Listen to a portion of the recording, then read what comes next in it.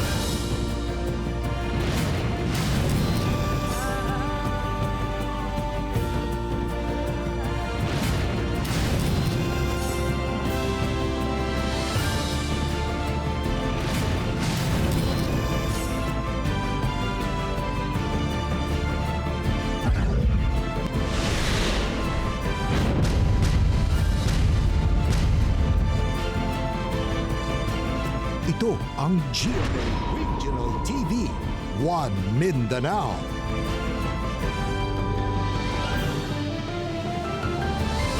May hapon Mindanao, kini ang GMA Regional TV 1 Mindanao. Atod namong pinakadagko ug pinakulaing balita sa Mindanao. Ako si Tek Ocampo.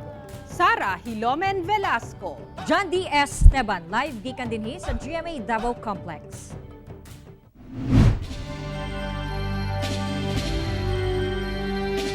Mga patayng lawas sa pipila ka mga sundalo nga nalakip sa pagkahagsa sa C-130 plane sa Paticul, Sulu, miabot na sa Cagayan de Oro City. Ang dugang detalye sa live report ni Cyril Chavez. Cyril. Yastek gisugat og full military honors sa 4th Infantry Division Philippine Army ang pipila ka mga sundalong namatay sa C-130 crash nga miabot dinhi sa syudad. Bandang alas 10 sa buntag, tiyang miabot na sa Lumbia Airport sa Cagayan de Oro City, gikan sa Zamboanga City ang C-295 aircraft. Sakay ang unom ka mga sundalo nga lakip sa namatay sa trahedya sa Paticul, Sulu. Paglapag sa eroplano, usa-usa nga gikuha sa mga sundalo ang mga lungon sa ilahang mga kaubanan, aron dalitan og full military honors.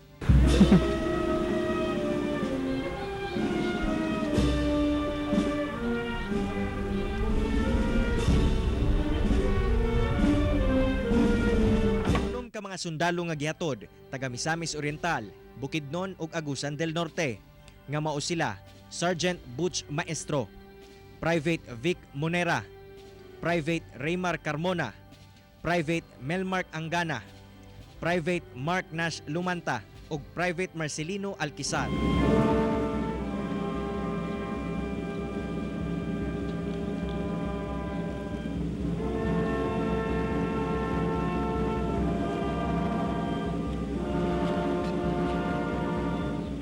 Seremonyas sa Lumbia Airport, gilayon nga gidala ngadto sa kampo sa Fort ID ang mga sundalo kung asa naghulat ang ilahang banay.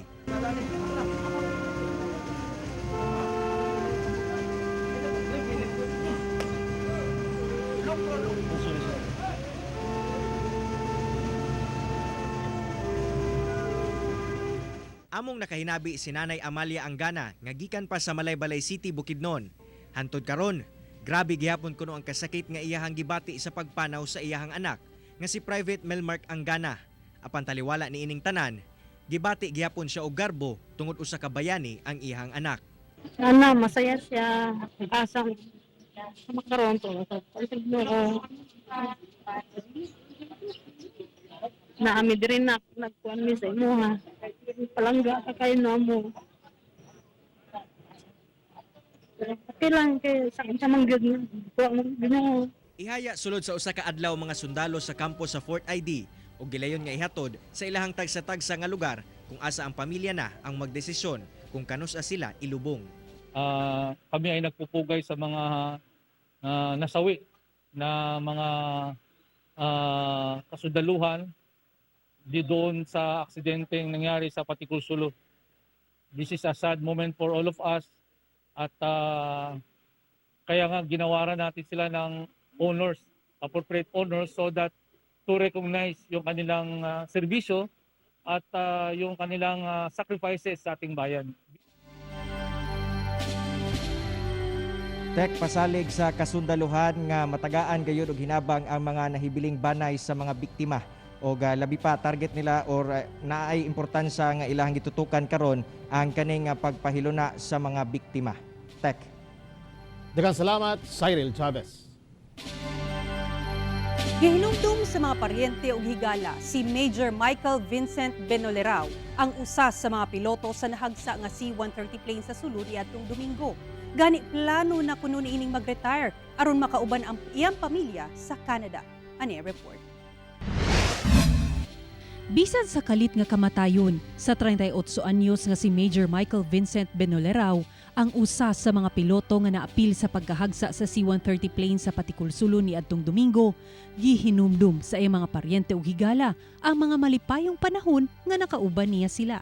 Sa Facebook post sa higala niining si Karen Veloso, buutan kuno kini ug siya ang makapatapok sa ila mga classmate.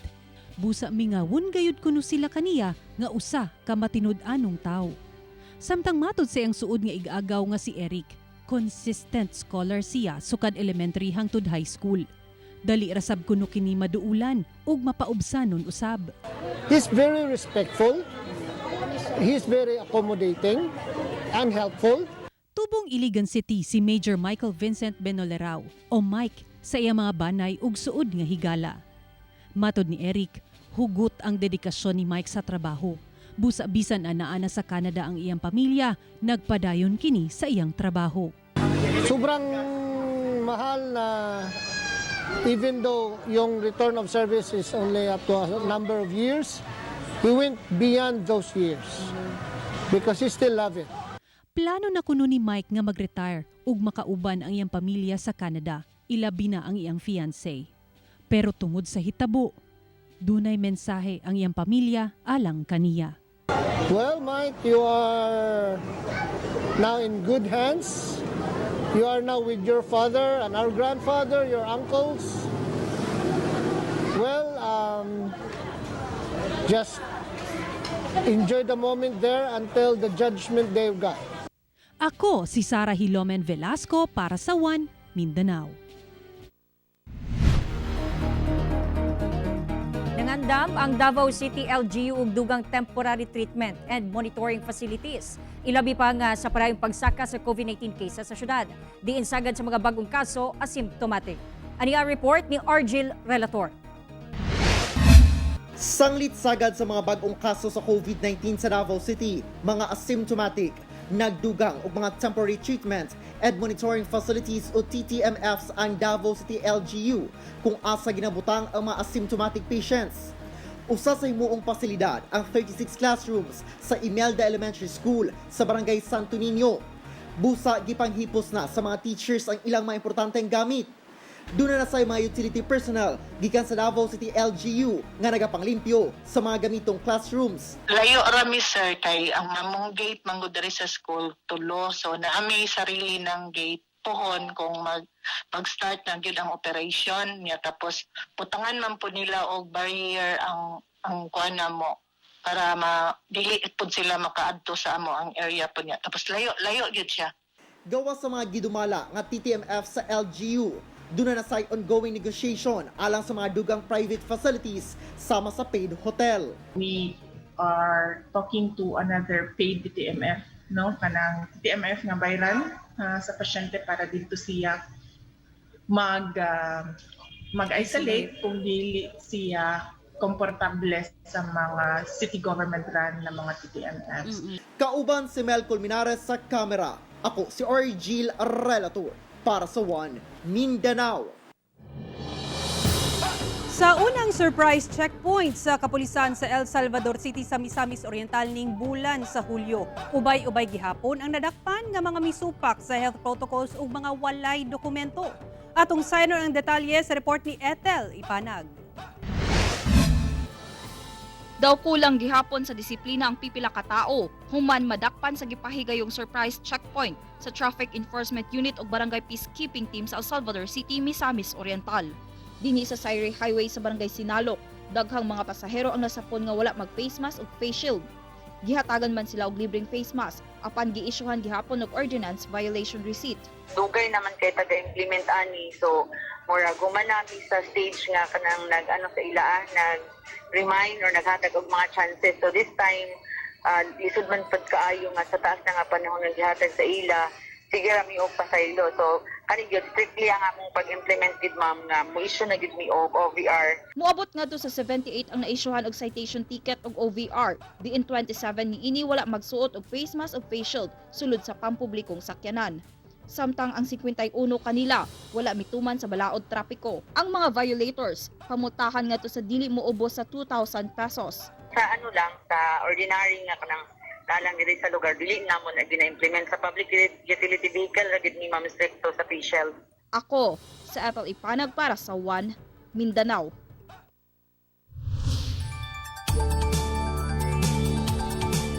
Intertropical Convergence Zone o ITCZ ang makaapekto karon sa panahon sa Mindanao. Base sa pag-asa, ang mga rehiyon sa Caraga ug Davao makasinati og mapanganuro nga kalangitan idubanan sa katag-katag mga pag-ulan tungod sa epekto sa Intertropical Convergence Zone o ITCZ. Samtang base usab sa Metro Weather, makasinati og kusog ng mga pag-ulan ang pipila ka lugar sa Northern Mindanao ug BARM tungod sa localized thunderstorms. Busa gitambagan gihapon ang mga Mindanaoans nga dili magkumpiyansa o kanunay magbabirentayon labi na sa mga flood o landslide prone areas. Wala na bagyo, wala na low pressure area karon sulod sa tuong Philippine Area of Responsibility. Ang Intertropical Convergence Zone mo'y makapikto dinhi sa Mindanao labi na sa eastern portion sa Caraga ug Davao Region. Din adunay mga pagkatag-katag nga ulan, pagpanugdog, pagpangilat didtong mga dapita karong orasa. Og ang localized thunderstorm mo say makapikto sa ubang dapit sa Mindanao. Din sa tong dakbayan or ubang dapit.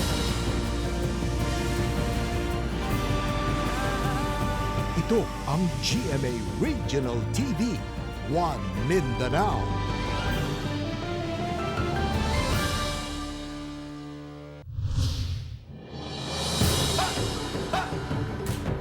Sa padayong kampanya kontra iligal nga droga sa Davao City, upat ka mga babae ang nadakpan sa managlahing buy-bust operation. Anay report ni Rial Soroche. Mukabat sa 400,000 pesos sa illegal nga droga ang nakuha sa buhangin pulis atol sa buy-bust operation nga gipahigayon sa buhangin Davao City. Dinakpan mao si Mona Lisa Amirol alias Besh ug kauban nini nga si Khalid Kadatunang. Kinsa ang duha dayo gikan Cotabato City. 20,000 pesos ka street value usab nga illegal nga droga ang nakuha sa mga operatiba sa Ecolan Police Station sa ilang target nga si Rofo Maghanoy ug Jocelyn Lader. Dakpan usab ang 53 anyos nga ginang nga si Mildred Aligada, kinsa nakuhaan og 3 ka sachet sa gituang shabu nga napalit kaniya. Ang maong droga nagkantidad og 20,000 pesos. Sa Balyok Police Station, usa ka Maria Consuelo de la Cruz alias Maricon ang nadakpan sa buy-bust operation human napalitan kini og gituang shabu nga nagkantidad og 6,000 pesos. Gikasubo man nila nga kasagaran sa nadakpan mga babae apan pasakahan gyapon sila og kasong paglapas sa Section 5 ug 11 sa RA 9165. Ako si Rial Soroche para sa One Mindanao. Presidente Rodrigo Duterte o Senador Christopher Bongo gitubag ang mga pasangil ni kanhi Senador Antonio Trillanes IV. Anang report. Gipagula ni kanhi Senador Antonio Trillanes IV ang issue nga sumala pa posibleng malambigit si Pangulong Rodrigo Duterte o Senador Bongo sa giingong 6.6 billion plunder case. Gi-award kuno sa mga kumpanyang gipanagiyahan sa amahan ni Senador Go o gigsuon ini ang mga dagkong infrastructure projects sa Davao Region. Base sa records ng DTI, ang CLTG Builders ay pagmamay-ari ni Mr. Desiderio Lim na tatay ni Bongo. By the way, ang CLTG ay initials din ng buong pangalan ni Bongo na Christopher Lawrence Tesoro Go. Ang Alfrego Builders and Supply naman, ayon din sa DTI, ay pagmamay-ari ni Alfredo Amero Go. Siya ang half-brother naman ni Bongo.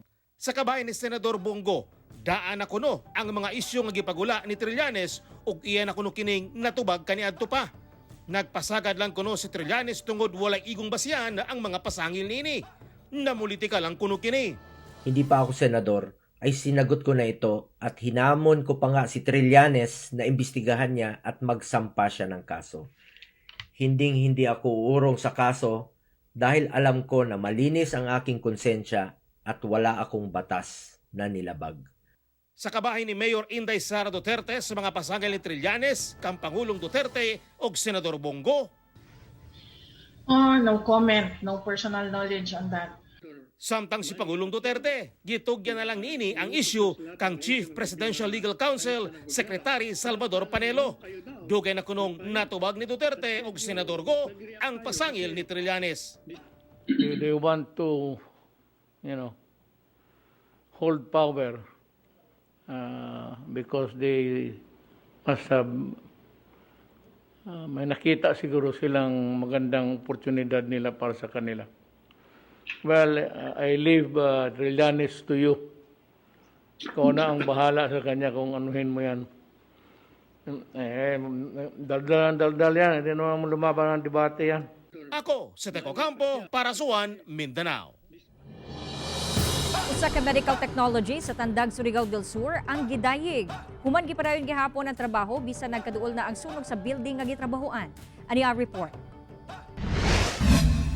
Kini ang viral post nga miani og pagdayig sa daghang netizens. Sumala sa caption sa uploader, nagpabiling gihapon ang iyang kauban sa trabaho aron tiwason ang cross-matching sa dugo alang sa newborn patient bisan nasunog na ang kasikbit nga building sa Tandag City.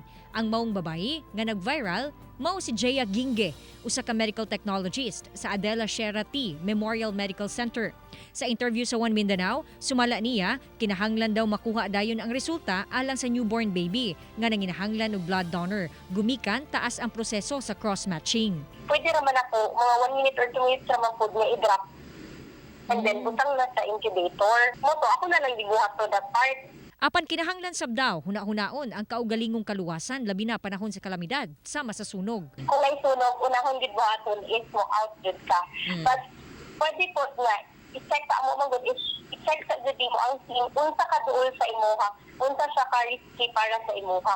And if gusto ka mo tabang, like na ay nagkuhan sa imong atubangan, if ever nga kaya nimo nga tabangan, go. Parayon lang daw si Jaya sa iyang tahas aron makatabang labi na sa kalisod sa panahon karong dunay pandemya. Mihangyo usab kini sa publiko nga mudunar og dugo tungod nihit kaayo ang supply ug daghan kaayo ang nanginahanglan. One donation nimo or one blood na in one bag na imo donate is makatabang na ka og at least maximum 3 person ana. Ako si John D. Esteban para sa One Mindanao.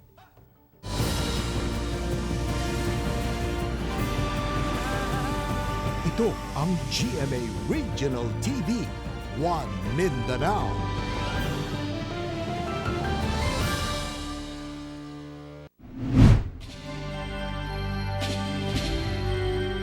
Dili pa madawat sa kabanay ni Private First Class Marchie Gonzales ang kalit nga pagkawala niini human na apil sa pagkahagsa sa C-130 plane sa Sulu. Ani ang report ni GMA Regional TV News Stringer Aude Hampong. Naabdan sa GMA Regional TV 1 Mindanao ang pamilya ni Private First Class Margie Gonzales dinhi sa Purok Malinawon, Barangay Lungmut, Tigbao, Zamboanga del Sur. Matod samahan ni Margie nga si Palomar Gonzales, mismong ang misis ni Margie nga si Joen nga naa sa Pagadian City ang mikumpirmar nga wala na ang iyang anak. Gusto na mo makita ang naong. Awa mo mahimo kay naa naman sa listahan. Sumala niya wala na kuno niya nakita ang anak kay misakay na sa C-130. Busa ilabihan ang iyang galibay dihang nakita pa ang gisakyan sa anak sa ibabaw dihang miagi kini sa ilang lugar gikan Lagindingan Airport padulong Sulu. Mo ningagi kay kahigdaon ko diha mo to dali ko makambak. Kay ilang taon jud nako. Nakita pa nimo ang? Nakita to ana tsansya na. Apan wa damha nga mao na dayto ang ulahing yugto sa kinabuhi sa anak. Gisaysay pa samahan ang plano ni Margie og asawang si Joen. Lagi mi nga yang gusto yang saway padala dito. Emosyonal sab ang iyaan ni Margie nga si Kagawad Leticia de la Peña. Gihinomdom niini ang kamaayo sa iyang pag-umangkon. sakit ba nga kalit niya akong pag-umangkon is butan kaayo. Wala dyan may kasaway sa akong pag-umangkon. Muna nga, dili may kadawat. Ginaasikaso pa sa pamilya ang pag-uli sa lawas ni Private First Class Margie Bonsales nga karon usa sa gikonsiderang fallen hero human namatay sa ngalan sa pagserbisyo sa nasod. Ako si Audi Hampong para sa One Mindanao. Nag-resume na ang voters registration sa COMELEC sa Zamboanga City karong gipaubos na ang syudad sa General Community Quarantine. Ana sa 100 registrants ang dawaton sa COMELEC matag adlaw, pero pwede gihapon ma-extend kung daghan ang magparehistro ilabi pa kung nga duha ka bulan sirado ang ilabuhatan dihang gipailawom sa MECQ ang Zamboanga City. Lunes hangtod Biyernes alas 8 sa buntag kutob alas 5 sa hapon abli ang COMELEC. Nagpahigayon sab sila og satellite voters registration sa mga barangay nga walay kaso sa COVID-19. Hangtod September 2021 na lang ang voters registration sa COMELEC. Pahinumdum sa buhatan nga tumanon ang health protocols batok COVID-19 sa pagparehistro.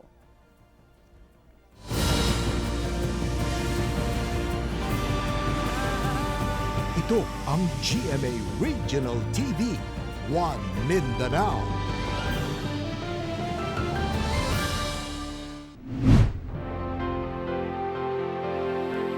Usa ka inahan sa Cagayan de Oro City ang nanuknok karon sa inyong malumong kasing-kasing aron maoperahan ang iyang anak nga dunay tumor sa utok. Ana ang report ni Ethel Ipana. Nanawagan og tabang karon ang kabanay sa 4 anyos nga si Raf Ezekiel Ranas, kinsa na diagnose nga dunay tumor sa utok. Anaa sa 400,000 pesos ang gikinahanglan alang sa operasyon ni Raf lakip mga tambal. Kamanghuran si Raf sa upat ka magsuon. Bibo nga bata, busa wala damha nga kalit lang kining gasuka-suka o gasakit ang ulo hangtod sa nasayra ng iyang sakit. Luoy manggod kayo siya mo sa iyang edad ba ka nang maluoy ko kay kanang sa iyang edad maka-experience na siya o kanang opera sa kuan. Nang hinaot karon ng tibok banay ni Raf nga bisan sa ginagmay nga tabang, hinay-hinay nilang matigom ang kinahanglanong pondo. Alang sa buot nga motabang, mamahimo ka mong mokontak ang Vanji Sambaan Ranas, pinaagi sa numero o GCash account sa igsuong si Honeymore Sambaan. Ako mo siyang i-transfer sa provincial kay mas less man dito ang magasto. Bisag gamay lang kay sa tanan nga amount, pwede ra kaayo. Wala hindi problema, basta ka nang dinasing-kasing na siya nga pagtabang o magkinahanglan po na ko sa inyong pag-ampo. Ako, sa Ethel Ipanag para sa One Mindanao. Gawa sa paghimo og drama series, gusto sab ni Kapuso star Bea Alonzo nga masulayan ang pag-host og talk show. Sa pagbalhin sa award-winning actress nga si Bea Alonzo sa Kapuso Network, gibutik niini nga daghan pa siya og mga talentong wala pa nasayran sa iyang fans. Usa kuno sa gustong himuon ni Bea isip Kapuso ang pag-host sa usa ka talk show kumatagan kini og higayon. Gani pa simple pa kining giingon ni Bea kay Miss Jessica Soho sa iyang guesting sa Kapuso Mo Jessica Soho ni adtong Domingo. Dugang pa ni Bea nga buhaton gayud kuno niya iyang best alang sa mga Kapuso fans. Busa angay nga atangan gayud nato ang mga projects nga himuon ni Kapusong Bea Alonzo. Mga kapuso, way puwas ang among paghatod og balita. Bisitahay ang www.gmaregionaltv.com ug mag-subscribe sa official YouTube channel sa GMA Regional TV. Busa mga kapuso, ayaw pauli sa mga dagkong balita sa nagkadaiyang rehiyon sa nasod. Subscribe na. Ug mao kadto ang mga ulahing balita sa Mindanao karong adlaw. Ako si John D. Esteban. Daghang salamat sa inyong kanunay nga paguban kanamo matag adlaw. Ako si Sara Hilomen Velasco. Tungod mga balita sa atong palibot, importante alang kanamo. Ini ang GMA Regional TV 1 Mindanao. Teko Campo, buong puso para sa Pilipino.